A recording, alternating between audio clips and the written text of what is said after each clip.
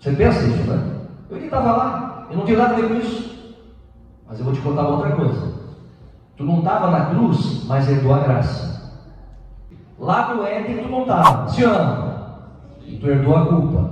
Mas tu também não estava na cruz e herdou a graça. Quem recebe entende a palavra de Deus nessa manhã. Se o pecado não existisse, agora preste atenção para você entender isso aqui, isso é profundo. O pecado é o câncer do mundo. Se tirar o pecado de ti, o diabo só vai vagar. Isso aqui é complicado, é um assunto teológico. Então, se hoje você está aqui perdido na área sexual, eu tenho uma boa notícia: ele continua sendo o caminho. Se você está na mentira, ele continua sendo a verdade. Se o pecado, o salário do pecado é a morte, Jesus continua sendo a vida. Quem acredita nessa palavra nessa manhã? Eu sinto graça para falar isso. Agora veja que nós temos uma tendência a confundir isso. Tentar aqui no texto original significa instigar. É você ser estimulado por algo. Olha como o pastor aqui. Quando eu vejo algo, eu sou estimulado. Isso é tentar. Mas isso não é pecado ainda. Provação não é tentar. Então preste atenção agora. Nos textos originais, você vai encontrar a palavra peirazo, no grego, que traz a ideia de um indivíduo que é estimulado tanto naquilo que ele vê, naquilo que ele ouve. Olha só. Então, se eu ouço algo e vejo, isso não instiga, isso é tentar, no texto original. Só que agora compreenda, provação é diferente. Existem provações que Deus permite você passar para ver se você é fiel. E tem outras que Deus, Ele mesmo te prova, não usando nenhuma ferramenta para ver se você é maduro. Então tem duas situações diferentes. Então, de uma maneira mais forte, a provação ela vem de Deus para fortalecer e ver se você é real, se você realmente é verdadeiro. Então, quando tem pessoas que elas não passam pela prova, isso mostra que eu não vou nunca crescer? Claro que não. Se você não venceu essa prova, é porque realmente você não cuidou para você estabelecer. Então a aprovação é um teste. Deus testa você exatamente naquilo que tu mais cai. Se é mulher, Deus vai te testar nisso. Se é homem, Deus vai te testar nisso. Se você gosta de roubar uma peça de empresa que está refugada no lixo, Deus vai te testar nisso. Então provação é teste, não é tentação. Agora veja o texto que o Vitor leu ali. Na tua tradução, não sei se a de vocês tem essa tradução, essa é muito próxima. A palavra no versículo 14, engodado. Essa palavra engodado aqui no texto original é a palavra grega dealeso. Agora olha para mim. Significa seduzido. Não sexualmente só, mas por aquilo que ele enxerga e gosta. Então quem é seduzido aqui, cai mais. Agora presta atenção nesse ponto importante. Qual é a diferença então daquilo que nós botamos ali? Pecado e iniquidade. Mas iniquidade, o que é isso? É quando eu faço do pecado que me faz errar o alvo, uma prática para eu não me arrepender. Eu vou te dar um exemplo agora. Qual é a diferença entre Pedro e Judas? Se você for analisar, esse texto é muito mal pregado. A Bíblia vai dizer que Jesus avisou, agora isso aqui você não sabe, é bem difícil saber isso aí. Quando ele vai para o mar da Galileia, ele volta a pescar. Quem lembra disso? Diga amém. Ele foi mandado por Jesus cenas anteriores. Ele sabia que tinha que ir para a Galileia. E qual a diferença de Judas? Ele bateu a porta dos fariseus, da sinagoga, e disse: meu Deus, olha o que eu fiz, eu vendi alguém inocente. Sabe o que o obreiro falou lá dos fariseus? Te vira, isso é contigo. Ele jogou as moedas no chão e foi se importar. Pastor, eu não estou entendendo. A porta que tu abre define teu final. É difícil dar glória a Deus agora. Então esse é o problema da iniquidade. Então Pedro ele volta para a praia porque Jesus avisou cenas antes. Ele não foi só trabalhar. Tem irmão que fala isso. Ele foi voltar a trabalhar. Trabalhar não é pecado. O problema é não trabalhar, é ser preguiçoso. Agora veja aqui. Vamos lá para o texto de Samuel. 2 Samuel, capítulo 13, que foi um estupro, né? Isso aqui foi bem difícil. Agora, a visão principal aqui, que os irmãos têm que entender, que vem lá de trás. Para que houvesse esse estupro, aconteceram umas coisas antes. E não foi o adultério conseguiu matar Davi. Não foi isso o problema. Todo mundo prega isso, e não é verdade. Teve um problema por trás. 2 Samuel 11, para nós entendermos que esse trabalho, esse mistério do texto. Você pode perceber, Davi não caiu no adultério exatamente, apenas matar. A problemática de Davi aqui é que ele abandonou a sua posição. Se eu entrar no contexto histórico, sem entrar nesse texto, você vai perceber algo. Ele está fazendo algo que não era comum. Olha para mim. Ele não foi para a guerra. Todo rei ia para a guerra. Então era obrigado. Ele caiu porque ele abandonou a função padrão dele. Você cai, irmão, em impulsos sexuais porque simplesmente tu abandona a tua posição. E qual é a tua posição? De fidelidade. Ele diz o texto: no tempo em que reis saem para guerrear. A queda de Davi não começou com Batseba no terraço, por ele ter chegado de manhã dizendo assim: eu não vou para a guerra. O problema, meus irmãos, começou quando ele não saiu do campo. A grande situação aqui, enquanto ele deveria estar lutando, ele está distraído. Enquanto ele deveria estar de propósito, ele está confortável. Exatamente assim que muitos irmãos caem hoje. Sai da posição. Agora olha só. Se a tua mente não tem disciplina, você se torna alvo fácil para a tentação de ouro. A pergunta é, olha só, qual é o teu pecado de estimação? O pecado não começa grande.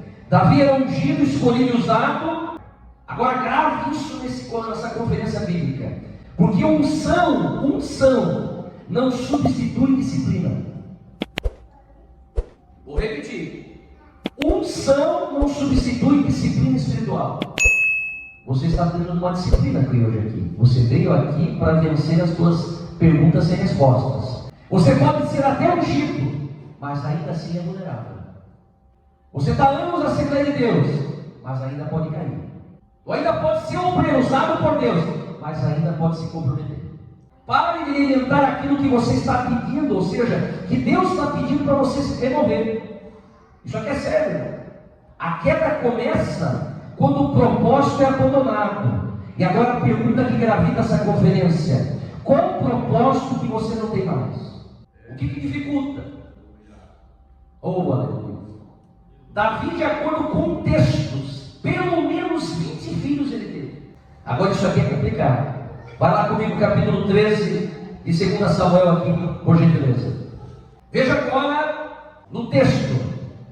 Amém está sendo provado ou Amém está sendo tentado? A paixão de Amém, o desejo, chega no ápice. E diz o texto sagrado que um dos seus amigos chegou até ele e ele nota, percebe. É o que acontece contigo. Tu está tão apaixonado por aquele menino, aquela menina, e até casados, com nuances. Hoje nós estamos assim, né? Uma comparação, né? Ah, meu Deus, eu queria ter aquela pessoa que ele tem. Ó, já começa essa tentação. Note que a Amém está emagrecendo e ele não está conseguindo mais comer pela paixão. Ele está tão apaixonado que ele ficou gravemente doente. Quantos de vocês aqui, casados ou solteiros, ficam doentes por desejos ilícitos? Não come, não dorme, diz que viu demônios, escute. Quantos estão se sentindo a presença de Deus aqui nessa manhã? Amém, não, ele mudou fisicamente. Pode ser o teu caso aqui. Ele estava possuído, e você, irmão e irmão, está possuído por um desejo nocivo. Amém, não, literalmente nós encontramos como o caso de hoje. Parece que essa história é uma minissérie brasileira da TV. Parece uma trama na dramaturgia brasileira, que é bem moral, ficou doente, sem comer, chega no ápice. E a Bíblia está dizendo: eu estou louco por ela. Mas por que você está louco e apaixonado? Pela minha irmã. Paz, meus irmãos. Louco por alguém que você não pode ter. Olha para mim, jovem, enorme. Essa pessoa não pode ser sua. Isso é. A visibilidade aqui não é só o ato de querer ela, é a paixão que levou ele a emagrecer. Eu estou louco para tê-la, pastor. Eu quero essa mulher, eu quero esse rapaz, eu estou doente, eu preciso dela, eu vou trair minha esposa, eu vou trair meu marido. É algo que está no coração. E talvez você diga isso: eu vou fugir com esse homem mais velho, eu vou me entregar para o homossexualismo, eu vou me entregar para a masturbação, eu não quero mais escolher, estou sem fome. O pai e a mãe chegam para ti: o que está acontecendo contigo, meu filho? Eu não consigo mais dormir. Acorda em horários estranhos, tem sensações estranhas, e a mesma estava assim, a paixão aflorando, ele passou a ser dominado pelos sentidos, o homem que não era mais regido pela razão, não era mais regido pelo bom senso, não era mais regido pela ética, não estava sendo mais regido pela moral, ele estava sendo regido pelo desejo proibido. Você está chegando nesse ápice agora. São as tuas emoções, não é demônio só, é as tuas emoções. Você está desejoso. A concupiscência de Amém foi tão grande que levou até as pessoas ao redor notarem o desejo dele. Talvez, eu não sei, as pessoas já perceberam que tu está com desejos proibidos. Isso aqui é profundo, irmão. Eu estou 100% dependente de Deus. Eu vou entregar tudo aquilo que Deus colocou no meu coração. Você está sentindo a presença do Senhor Deus? A terceira pessoa da Trindade nessa manhã está libertando e tirando os desejos de você. Você consegue levantar tua mão bem alta aqui nessa manhã? Deus está trabalhando a teu favor. Jeremias 17, 9 e 10 diz: enganoso é o coração, mais do que todas as coisas é perverso. Quem o conhecerá? Eu. Só que eu gosto de Provérbios 4 e 23. Sobretudo, o que se deve guardar, guarda a tua alma, que é coração no hebraico, porque dele procede as fontes da vida, e eu sei que Jesus está contigo, guardando o teu nome, igreja. Quem acredita nessa palavra, exalte aquele glorioso Deus que está ao teu lado, Babiruba. Talvez você nessa manhã está suprimido pelos sentimentos, controlado por algo que veio de repente. Você tem variações ligeiras, está possuído por aquilo que não pode ter. Talvez ela não seja para ti. Talvez esse traficante que você se encantou não é para ti. Meu Deus. Essa mulher que é totalmente sexual, ali ela é sensual, não é para ti. Mas pastor, eu tenho algo nela. Ela pode ser bonita, ter a mesma idade. Se ela não for algo de Deus, irmão, é proibido. Você já notou aquele rapaz? Ele está estranho. A aparência dela, pastor, mudou. Não corta o cabelo direito. É a paixão. Não faz a barba. Engordou, emagreceu, está com mulher, humor alterado. Tem hora que é brincalhão, tem hora que é carnal. Paixão. Está desejoso. Está dormindo em horas estranhas, acorda em horas estranhas, tem atitudes estranhas, nocivas, está mudando, está tendo uma disfunção cerebral. Uma hora é, uma hora não é. Uma hora quer estar aqui, uma hora quer estar lá fora. Tem gente que está assim aqui nessa manhã. E não é só solteiro, hein? E o grande ponto é o desejo. É o desejo pelo proibido. É o desejo pelo além do permitido. É o desejo por pisar fora da linha. É o desejo pelo noturno. É o desejo pelo escabroso, escondido, sombrio. O desejo furtivo. Mas eu quero dizer para você nessa manhã: aguente firme, porque Deus tem coisas melhores para você. Eu vou dizer: Deus tem algo novo para aquele que crê. Quem está entendendo essa mensagem, exalte o Cordeiro nessa manhã. É algo nocivo. Mas pastor, essa mulher foi estuprada, foi molestada. E agora? Eu tentei, mas estou ruim agora, meu coração está péssimo. Muitas vezes, meus amados, as circunstâncias que você passa, já vi jovens ficarem doentes mesmo, por causa de namoro. Hoje o jovem, seja menino ou menina, ele não sabe receber um não. E alguns irmãos chegam a me procurar: pastor, eu não mereci isso não. Mas isso para ti, sendo solteiro, é um livramento. Porque você não casou com ela. Porque hoje, casa e se separa, sim ou não? Talvez você seja um divorciado, eu entendo a situação, cada caso é um caso. Hoje a demonização nessa área é complicada. Se você não sabe dessa área, não se meta. Quantos não estão entendendo isso aqui nessa manhã? Cuidado. Hoje se bate muito nisso. Deus também trabalha sobre divorciados, sobre a viúva e o órfão. Você acredita nisso? Não, irmão. Estamos na graça. Só que existem situações que Deus nos trabalha. Então essa tendência que tu tem é uma inclinação natural. O impulso é uma força física, ele é psicológico, ele é imediato, isso é normal. E nós vamos entrar agora numa outra parte importante. Eu posso ser avisado por ter desejos sexuais num sonho? Porque assim, hoje, sonho, ele é bíblico, mas tem que ser analisado. Você vai comigo agora no profeta maior, um deles, né? Jeremias, vai lá comigo, por gentileza. Jeremias, capítulo 23, essa matéria as irmãs gostam muito, as irmãs de figuração, quando a gente traz isso. Então veja que Jeremias 23 aqui, nós vamos ler agora o 25 e 26. Esse texto mostra que sonhos podem trazer mensagens falsas.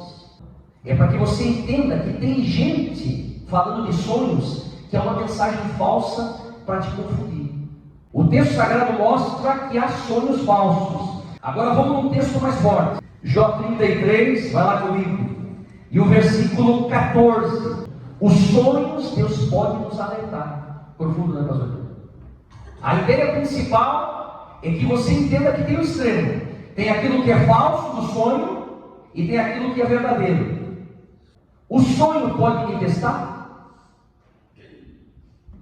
Porque se você sonha com muitas mulheres e homens, irmãos, é o que tu pensa a vida toda. É um teste de fogo. Porque hoje existem muitos irmãos assim, casados e solteiros, que sonham muito com isso.